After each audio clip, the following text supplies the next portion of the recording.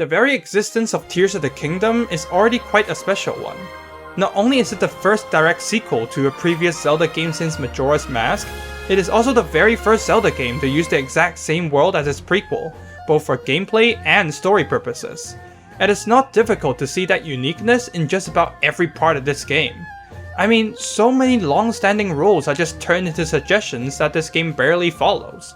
Loading screen between maps? How about no? Having limits to weapon attachments? How about no? Geneva Conventions? How about But for me, who loves a good narrative in games, I want to focus on the story. I think the story presented to us in Tears of the Kingdom is not only good, but it was the very soul that was missing in the story of Breath of the Wild. Before we dive into why Tears of the Kingdom's story is so good though, let's rewind back to 2017, back to when my high school self first got his hands on Breath of the Wild.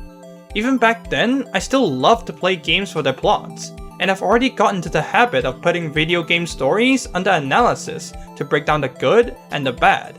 However, while many fans of the series all agreed that the story in Breath of the Wild was a downgrade, I actually thought it was pretty dope.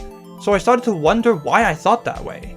And it wasn't until later that I realized that I was confusing the lore with the story.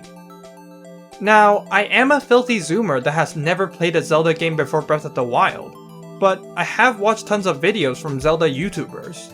And in my uncultured, uneducated, and crazy opinion, I think Breath of the Wild's lore is so much more epic and enjoyable than the lore of the previous games. Even outside of Zelda, the trope of a young village boy destined to be a hero that saves the world is pretty overdone. It's by no means bad, it's a good explanation for why the hero needs to go through the story or the game to get stronger in order to defeat the big bad. But in comparison, our boy Link in Breath of the Wild is already the Giga Chad from the start. Mans was born into a knight's family, ganking adults in sword fights at 4 years old, pulling the Master Sword by 12, and getting appointed as the personal bodyguard for Princess Zelda of Hyrule, all the while having the most sleeper build you could ever imagine. Why is this good? Well, it has to do with our good friend power scaling. A lot of Zelda villains, often Ganon, threaten to rule or end the world with their power alone. And while I know the Master Sword does a lot of the heavy lifting, it still feels weird having a village boy who's like a month or two into his adventure solo take down this world-ending tyrant either all by himself or alongside a princess with light powers. I'm not saying these games are bad or not cool because of it, but there's always just a feeling at the back of my head that goes, really? This was the guy that everyone was scared of? But in Breath of the Wild, Link not only is the reincarnation of the hero, not only has the Master Sword, he also has trained quite literally all his life as a knight. By the time of the Calamity, this guy isn't some random village boy, he's a full-fledged professional. But even this version of Link, who has had over a decade of combat training and experience, got absolutely folded by the Calamity. Granted, Calamity Ganon did have to possess tons of ancient combat robots to take him down, which in turn also puts Link's strength on display. I mean, can you imagine any of the other Links fighting a horde of octopus death machines? Speaking of the Guardians, let's talk about how the world building in Breath of the Wild factors in this as well. Because the stories in the other Zelda games often revolve around how the only way to defeat Ganon is to use the Master Sword, the people in those games are often portrayed as victims of Ganon, and only those with holy power actively participate in Link's fight. But in Breath of the Wild, nah, the whole Sheikah tribe steps the fuck up and builds hundreds of machines to corner Calamity Ganon for the hero and princess to finish it off. Not only does a tribe of warrior monks using technology to drive away an ancient evil simply sound sick, it also once again shows us how overwhelming Calamity Ganon is. Not only did it require an entire army alongside a hero and princess to defeat this Ganon, the next time he came back, he completely nullified this approach by using that same army to his advantage. By doing all that and defeating the Giga Chad that was Breath of the Wild Link, Calamity Ganon solidifies himself as a genuine threat to this world. Now, why did I spend all that time praising Breath of the Wild? Isn't this a video talking about how good Tears of the Kingdom story is? Well, I told you all that to make the point that was all just backstory and lore. And according to My Name is Bife, who is pretty much a lore expert. However, The lore is not the main story, and that's a big problem. When we say lore, we often are referring to either backstory, the events that led up to the current circumstance, or some background events that could be currently happening that serves to improve the world building and have generally less significance on the grand scheme of things. Breath of the Wild is rich with the former, but that didn't transfer onto the actual story. In video games, what we call the main story should be what directly affects the gameplay segments, and often the events where the character we play as plays an active role in. In Breath of the Wild, we play as Link after he has been sleeping for 100 years. And what does that Link accomplish in the main story of the game? He freed the Divine Beasts, regained his memories and the Master Sword, and defeated Calamity Ganon.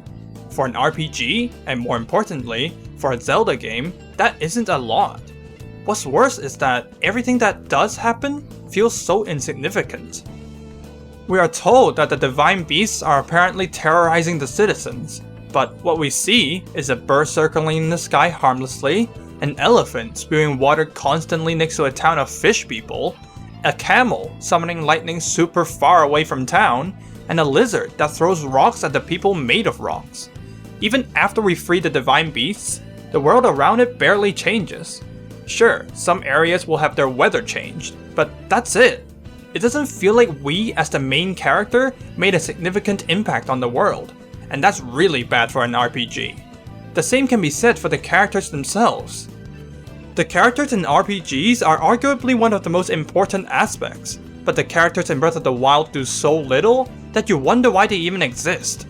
Each modern day champion participates in a little minigame that helps you board the Divine Beast, and then they just dip and return to being NPCs that stand in one place. Even if we count the deceased champions, all they do is give Link an ability and literally wait for the time to fire one laser, never to be heard from again until the very end. As for our main character Link, because what he does for the whole game is essentially catching up to his old self, both physically and mentally, nothing about him really changes. His objective is set from the start, and regaining his memories, which is basically the most narratively significant thing to happen to him, does nothing to affect that objective. Zelda trying to make Link eat a frog is cute, but there's no moment where Link strengthens his will to save Zelda after regaining that memory, because he wants to restore those moments of peace, for example. As such, it doesn't feel like there's any progression to Link's character in the narrative, and ultimately, makes everything Link does feel pretty much unnecessary. I suppose that's good for a game where the developers intend for you to be able to fight the final boss right away, but for the narrative, that definitely downgrades it by a lot. With all that combined, the story in Breath of the Wild ends up feeling dead, as there isn't a truly progressing narrative happening there. Instead of feeling like a story where you can't wait to flip the page and see what happens next, it feels more like a checklist of things you have to do before going straight to the ending. Which is a shame, because the lore of this game is so full and well constructed. Such a beautiful foundation was built for this story in the lore, yet it was ultimately wasted on supporting such a bare-bones story. Don't get me wrong, I still love Breath of the Wild for the game that it is, but putting it under analysis, it is clear that its narrative doesn't really hold up that well. Now let's finally shift the focus back to Tears of the Kingdom. If you don't want spoilers for the game's story, now's probably the time to stop watching. I don't know why you would have clicked on this video in the first place, but that's fine. Go ahead and complete the story, and then come back, okay? Unfortunately, because Nintendo still wants Tears of the Kingdom to be a non-linear game, the memories make a return in this game. But fortunately, those don't form the majority of the storytelling in the game anymore. Now I do think the memories themselves are also an improvement over the previous game, but let's get back to that later. Let's start with the quests in each of the 4 separate regions, and the fact that they actually feel significant this time. The threats that each part of Hyrule is facing aren't just, oh no, this giant machine is in our area and I don't know if it will harm us, I'm scared, anymore. The strange phenomena happening in Hyrule have a very tangible effect on the people in those areas this time around. There's a snowstorm that cuts off the food supply from the bird people, something contaminating the water source for the fish people, a sandstorm that brought along new monsters and forced the desert people into a shelter, and drugs. These are all serious problems that are actively plaguing the people of Hyrule. and once we go through the actually creative dungeons and defeat the actually creative bosses, we can see in real time how these threats disappear, completely changing the appearance of most areas, and in one particular area, the NPCs get changed.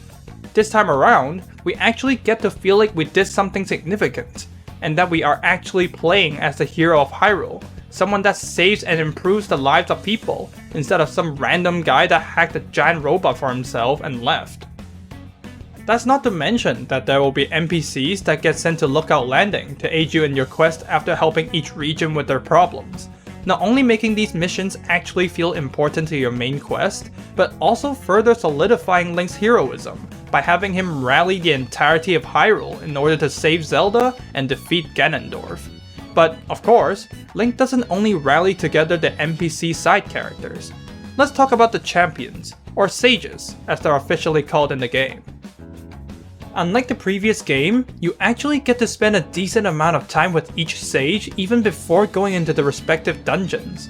You either go through a super long intro section that makes you feel like you're really going on an adventure with your companion, or you help your companion solve a more immediate problem on their hands so that they can help you with your quest. I mean, what says camaraderie more than the hero of Hyrule assisting the chief of the Gerudo in defending their town? Even from the start, it already feels like the bond between Link and the sages are much closer than how it was in Breath of the Wild. They get enough screen time this time around so that we can properly see them face their struggles and have their character traits shine. It gets better when the sages actually join us in the dungeons and play an active role in going through these dungeons, making them feel like actual important figures you recruit to save Hyrule from his plight, instead of yet another NPC that tells you to protect their home for them. But arguably the best part is that the sages continue to stay relevant to the story even after the problem in their region is solved, playing an active role together later in the story, all the way until the very end, where they actually participate in throwing hands with Ganondorf. No longer do they just say thank you for saving my home and sit around doing nothing afterwards, they are all here, ride or die till the end, and I love it. It once again shows us that it's actually important to go help out the people of Hyrule, and gives us more opportunities to connect with these characters. But if we're talking about characters with a connection to Link, we have to talk about Zelda's story in this game, because her story is quite a special one here. Zelda's story, as you might know, is basically told all through the memories.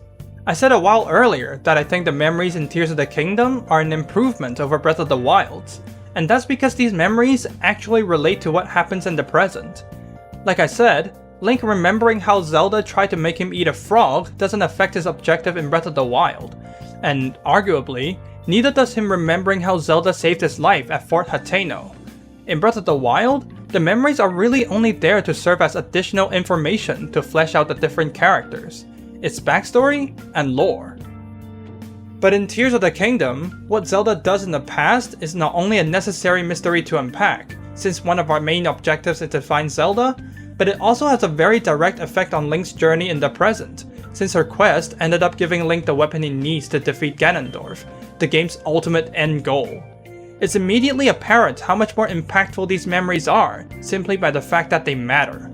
There is now actually a point in getting to know what Zelda and the gang did in the past.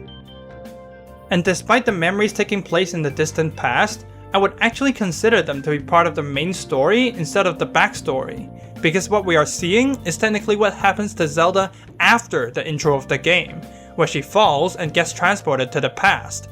It's not so much a story of the distant past, but rather a story that goes in parallel to Link's journey, kind of like a party that splits into two teams and goes on their own missions to contribute to the final objective. Instead of going, oh, that was a cool moment, and moving on, this actually feels like that story where you want to keep flipping the page to see what happens next, because, again, it actually matters. And besides, the storytelling itself is just engaging as well. Instead of fragmented memories that don't connect together, the memories in this game actually presents a coherent narrative that utilizes storytelling techniques like foreshadowing. I'm not saying it's top tier fiction or anything, this is still a kid accessible game with a kid accessible story, but between a children's picture book and a children's storybook, there's no doubt the storybook would be more interesting of the two. Of course, it's still a shame that we don't get to see Link be in some of the game's most important cutscenes, but I personally think they did quite well despite having a big portion of the main story as memories of the past. At least this time, Link gets to uncover Zelda's fate alongside the player, making him feel like an actual character that acts accordingly with the progression of events, instead of a static, unchanging robot with only one goal in mind.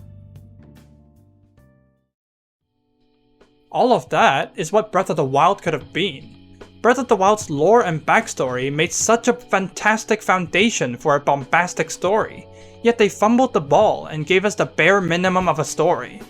But now, Tears of the Kingdom came to show us how to fully utilize that kind of crazy lore.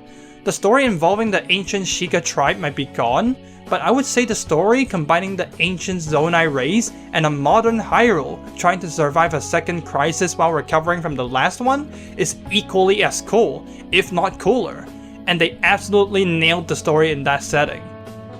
I haven't even mentioned how terrifying they made Ganondorf here. This man caused multiple calamities to happen over millennia, and that's just from his power leaking out little by little while being trapped.